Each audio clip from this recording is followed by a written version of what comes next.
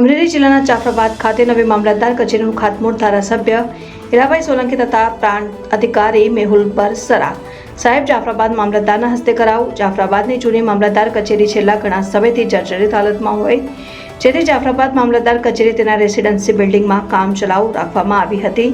ત્યારે નવી મામલતદાર કચેરીની ખાસ જરૂરિયાત હતી, ત્યારે સરકાર તરફથી રૂપિયા 6 કરોડના ખર્ચે નવી મામલતદાર કચેરી મંજૂર કરવામાં આવી છે અને આ કામના કોન્ટ્રાક્ટર વિશાલ પરવડિયા આર્ટ કોડ એજન્સી મામલતદાર કચેરીના બિલ્ડિંગનું કામ કરશે એવી માહિતી જાણવા મળેલ છે। આ તકે ધારાસભ્ય શ્રી હીરાભાઈ સોલંકી, પ્રાંત અધિકારી મેહુલ બરસરા સાહેબ, મામલતદાર શ્રી લકુમ સાહેબ, નાયબ મામલતદાર રાહુલ સાહેબ, ચેતનભાઈ વિશાલ, કરસનભાઈ ભીલ, બાલાભાઈ કોટડિયા, કુલદીપભાઈ વરુ, સંદીપભાઈ શિયાળ, પ્રફુલભાઈ બારૈયા ઉપસ્થિત રહી કાર્યક્રમની શોભા વધારી હતી। જાફરાબાદ શહેરને એક નવું નજરાણું મળવા જઈ રહ્યું છે।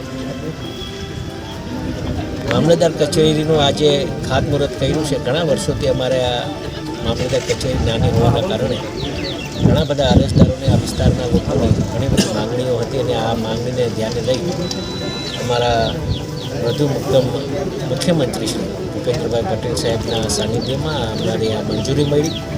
આજે ખાતમુહૂર્ત આદરણીય પ્રાંત સાહેબ ઉપસ્થિત રહ્યા, અધિકારીગણ ઉપસ્થિત રહ્યા, પદાધિકારીગણ ઉપસ્થિત રહ્યા અને આવા કામો આખા ગુજરાત રાજ્યમાં કરોડો રૂપિયાના ખર્ચે આજે ગુજરાત રાજ્ય જે દિશાએ આગળ વધી રહ્યું છે, તો એટલા માટે અવશ્ય કહીશ કે આ દેશમાં સૌથી પ્રગતિશીલ કોઈ રાજ્ય હોય તો એ ગુજરાત રાજ્ય છે। એનો જશ યશસ્વી વડાપ્રધાન નરેન્દ્રભાઈ મોદીજીને આખી પાર્ટીને જઈ રહ્યો છે, ત્યારે એમનો અમે ખૂબ આભાર માનીએ છીએ। આભાર।